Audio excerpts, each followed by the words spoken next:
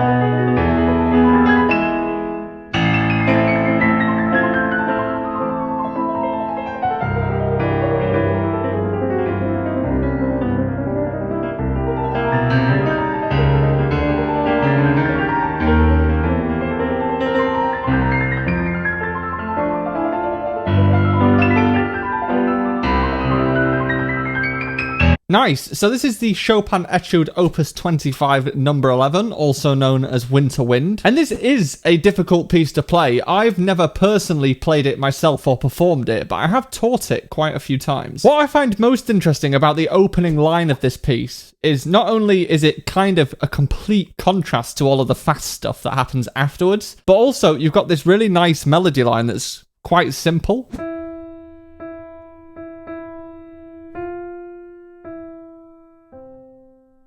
But then straight afterwards, you get the exact same melody line again, but this time you've got chords sort of surrounding it and underneath it, but no one ever seems to really bring that melody out on top of the chords.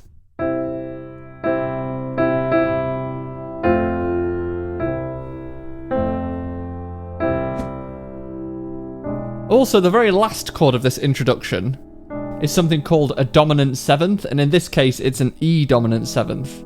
And in music, the word dominant just means chord 5, and dominant seventh just means chord 5 with a seventh on top of it. So note 1, 3, 5, and 7. And you usually use dominant sevenths just before you go back to chord 1 in a scale. So in this case, it's actually changing into A minor when the first line is in C major. So after all of that major section, feels like it's almost turning a corner into like a dark alleyway to go into A minor. But I think the reason that most people will think this is a really difficult piece is because of what happens next, which is all of these fast, furious notes. And although for me to play it at speed, I would have to practice it, I actually don't think it's that difficult to play. And the reason for that is because it's only a pattern of one bar. So you get this kind of pattern. And then the same pattern just repeats an octave lower. And then an octave lower again. And interestingly, a lot of people play this with a lot of focus on that right hand because that's the most difficult and fast thing to play. However, I think the melody is in the left hand. Interestingly, after that fast straight run of notes that goes down, you also get quite conventional arpeggios, and an arpeggio is essentially just a chord that's broken up into its individual notes. So you actually get quite conventional patterns.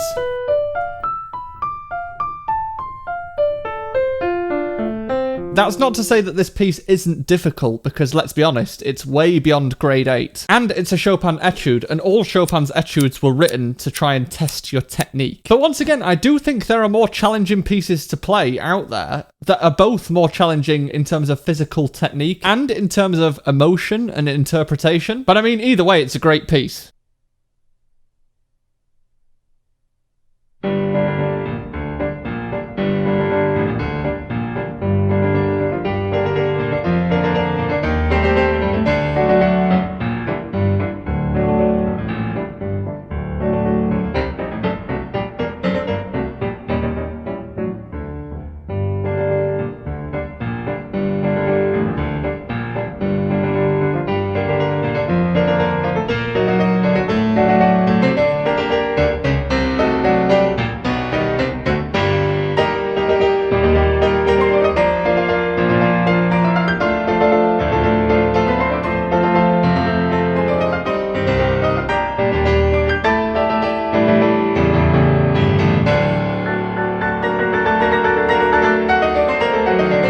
So this is Rachmaninoff's Prelude in G minor, Opus 23, number 5.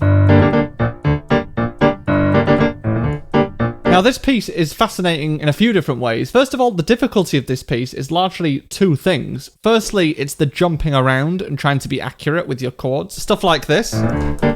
When you're doing that over a long period of time in a piece, your chance of playing unwanted notes goes up. But by the time you come to learn a piece like this, likelihood is your hands are going to be pretty familiar with the chords that you're playing in this piece. Because once again, they are quite conventional chords. You are just playing a G minor chord for that opening section. Although you do have to play them pretty relaxed as well when you are repeating the notes quickly. But the second thing that I think is difficult about this piece is the fact that you've got the melody in between the chords that you're playing, especially when you're playing those chords fast. It can be easy to drown out the melody by kind of accidentally doing something like this, where you play the chords louder because you've got to play them quite fast, and the melody ends up sinking in the background, when in reality you want the opposite. You want the chords to be in the background and the melody to stand out a little bit. But even then, the whole thing is piano, so you are supposed to play it all relatively quiet. But to be honest, if you are able to keep the tension out of your wrists when you're playing fast chords like that, which you should be able to do by the time you approach a piece like this, and you are able to jump around on the piano fairly accurately, I don't think this piece is one of the most difficult pieces either. It's just one of those pieces that requires quite a bit of patience and slow practice to learn. But I would say there's nothing too unconventional or untoward with this piece. It's just another great piece.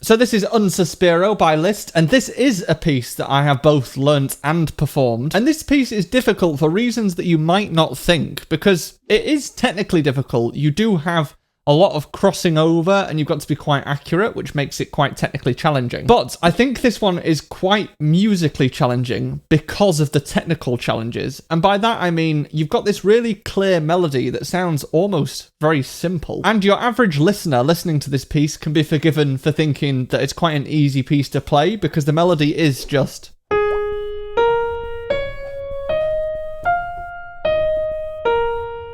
But the problem is that you are splitting that melody between two hands, and trying to make it sound like one coherent melody is quite difficult.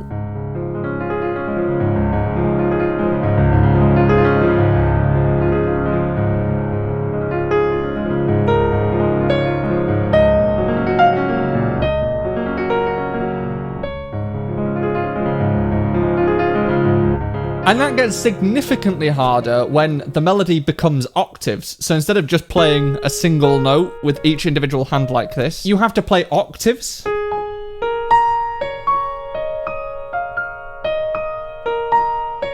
All while trying to do this and create a bed of sound underneath.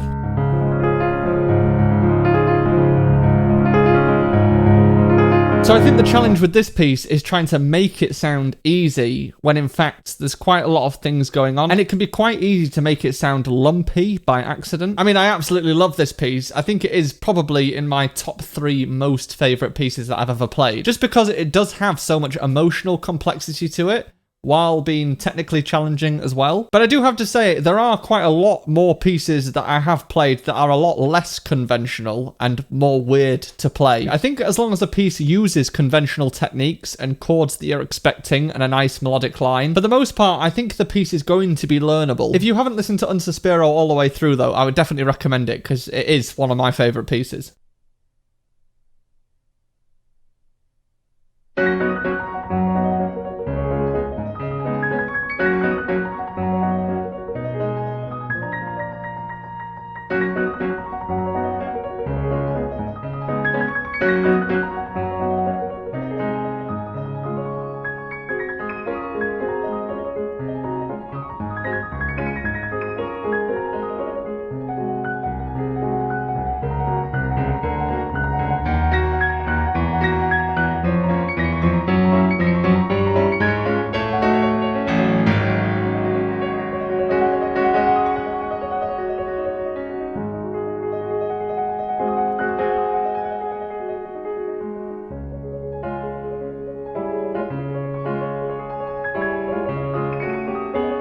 So this one is Chopin's Etude Opus 10 number 5. In these difficult pieces type of videos, Chopin etudes always show up, and that is for very good reason, because they're all super hard. But they're hard on purpose, because the whole point of an etude is that it's a study, so the entire point is to help you build technique. I would actually say this piece is probably on a par with Winter Wind, because the actual technique involved in learning it, once again, is fairly conventional, and it's the same pattern repeating, a bar at a time. So you get a bar of...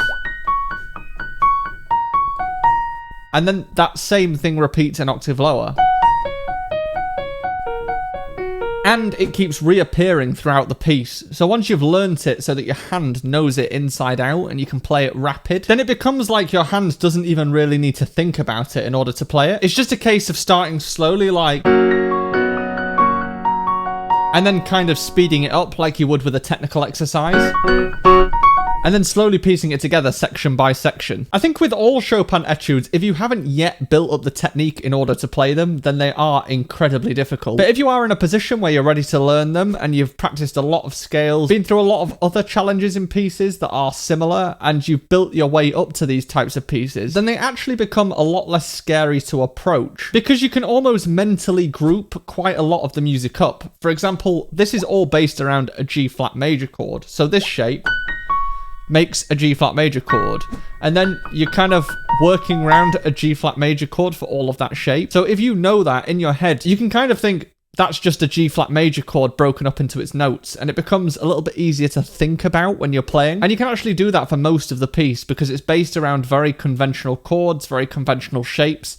The problem comes if you are just trying to learn it note by note and you don't really understand what you're trying to learn, because then you have both problems where you'll add a lot of tension in your hand trying to force your hand to do something that you haven't built it up to do. But you also won't have anything to go on when you're trying to interpret the piece. So it'll probably end up coming out like a tense mash of notes that are all one volume. And that makes it difficult to listen to, never mind difficult to play.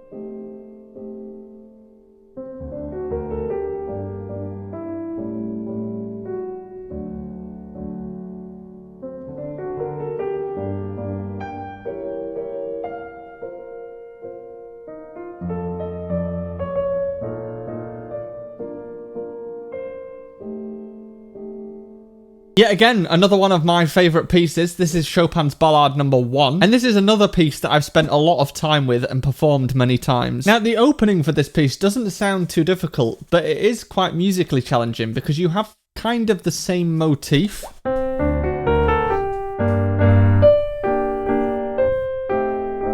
repeating lots of different times, and you've got to play it in slightly different ways each time, depending on the chords, depending on how high the melody note is, and there's quite a lot of scope for interpretation. And even coming out of this beginning opening section, there's so much musical interpretation that's required. So you get the normal theme, and then it sort of builds.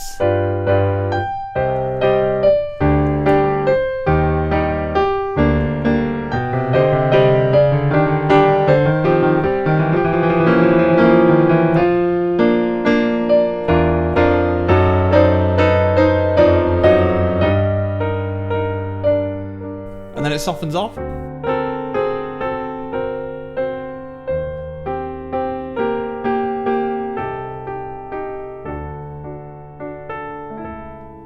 And then after that, it goes completely crazy. It is such a great piece, and it's one of those pieces where once you've learned how to play it, you almost appreciate it 10 times more than you did before, just because it's got such a narrative to the piece. It goes through so many seasons while you're playing the piece. By the end, it's sort of emotionally exhausting. And on top of that, there are quite a lot of technical demands in this, especially towards the end when you get the section that's presto con fuoco. That means very fast with fire.